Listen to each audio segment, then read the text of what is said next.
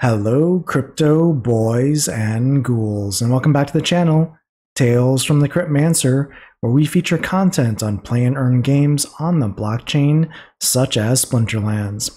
And welcome back to the channel. I know it's been a minute since I've been able to create a video. Things have just been super busy in my personal life here, but I wanted to come back and just share an idea that I thought was pretty interesting.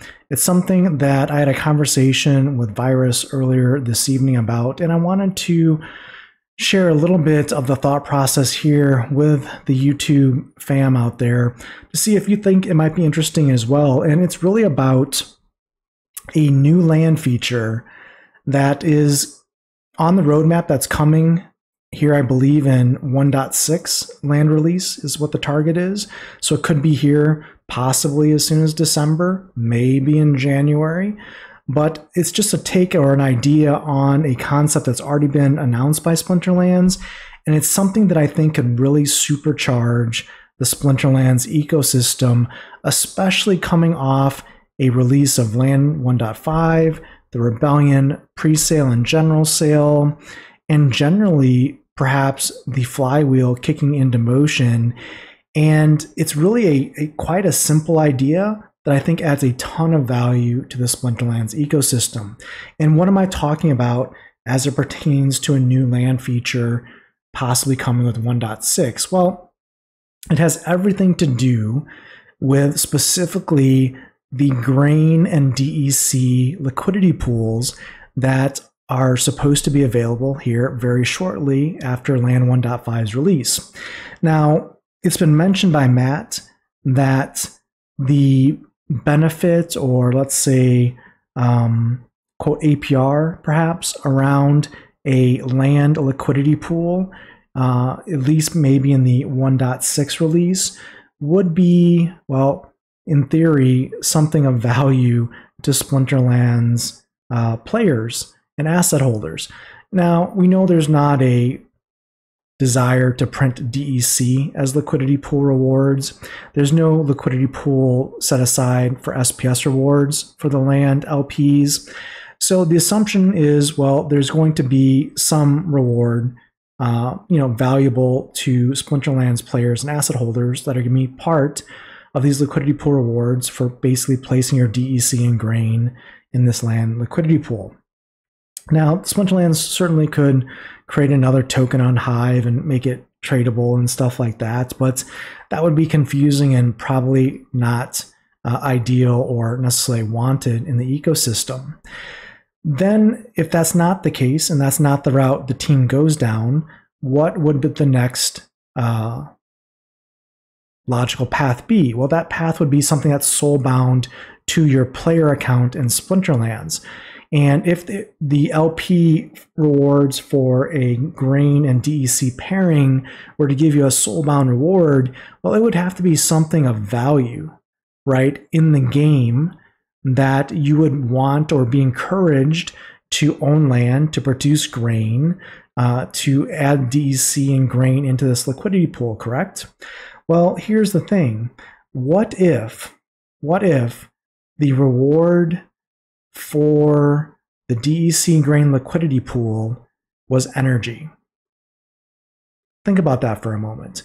What if that LP paid as liquidity pool rewards decimal-based energy, and that was based on whatever account was associated with the contributor for that LP? So it means if your account was bronze or if it was champion, it would still give you flat energy. Now, you may be saying, whoa, Tails, what are you talking about? If you give energy away, right, the bots will go crazy. Well, as you know, I'm not a fan of bot farms, and I think that in this particular case, it's really not going to be an issue, because here's the catch. To earn liquidity pool rewards, you need to put up assets. In this case, grain and DEC in a one-to-one matching to get those liquidity pool rewards. And to get any liquidity pool rewards of substance, i.e. energy that is, turning over into an integer value that you'd actually consume in the game, well, you would have to either A, own a lot of land to generate grain, right? Which means you would own cards, you would stake DEC in the ecosystem, you would own land, all that jazz, which means, well, you're contributing to the Splinterlands flywheel, right? By doing all of that, participating. Or you would have to obviously buy DEC and then convert that DEC into grain as part of the LP to get your DEC grain pairing, which again, if there's a shortage of DEC, you're probably burning and buying SPS to make that happen, which is again contributing to the flywheel and contributing to value in the SPS or the Splinterlands ecosystem. So where does the value of energy come in? Well, if you're a champion player, as an example, right, what is energy worth in the game? Well, I'm here in, I guess, Champion 3 in Wild. And if I wanted to add energy right now to the game because I want to play the game, I want to earn soulbound reward cards, I want to earn SPS, and I want to use my energy that I'm getting for LP rewards. Well, if I wasn't getting energy for LP rewards, I could certainly buy that with DEC, but at the champion level, which is the highest level of the game, it's very expensive. So if I go in here and show you an example, for me to buy, in this case, 21 energy, right? Actually, let me see if it'll let me do 22. Yeah, I would buy 22 energy. It would cost me 11,000 DEC, right? At the champion level to buy that energy to play Splinterlands the game and earn daily focus chests, season rewards, soulbound reward cards, SPS, and all of that.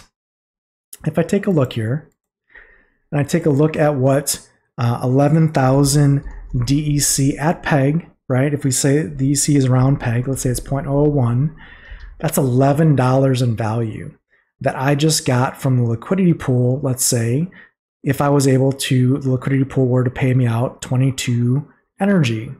So what we have here is a game loop, a game mechanic loop, where by contributing DEC grain to liquidity pool, by getting a soulbound game-based reward, in this case energy for Splinterlands, while it's not tradable as a token, it has value to Splinterlands players.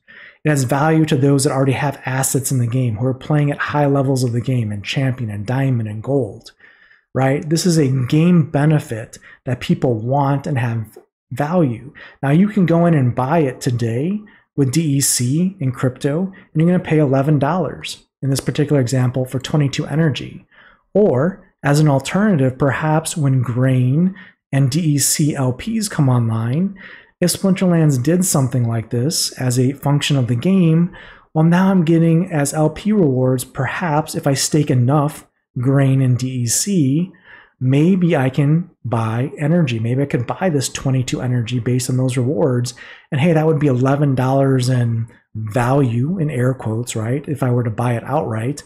But I'm getting these rewards I can use in the game. It's a very nice game loop that has value.